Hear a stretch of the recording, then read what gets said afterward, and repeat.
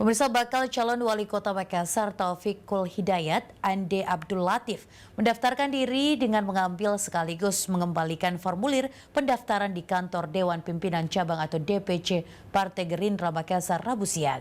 Dokter yang akrab disapa Onasis ini pun mengaku optimis diusung Gerindra pada Pilwali mendatang.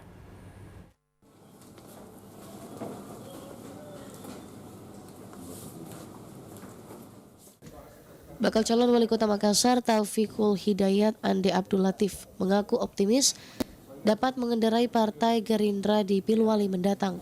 Selain karena kemampuan yang dimilikinya, Taufikul yang akrab disapa Onasis ini mengakui keyakinannya juga didukung kedekatannya dengan sejumlah kader Gerindra. Bahkan setelah seluruh mekanisme partai dijalankannya, Onasis mengaku akan mulai melakukan komunikasi dengan sejumlah pengurus Gerindra, mulai dari tingkat DPC hingga ke tingkat DPP.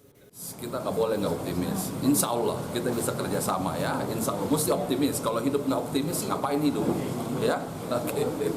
Apa yang dibawa untuk Gerindra ini, Pak? Ya, seperti biasa kita akan bantu juga. Kalau kita jalin kerjasama, Insya Allah kita akan jalan sama-sama, maju sama-sama. Komunikasi politiknya dengan Partai Gerindra?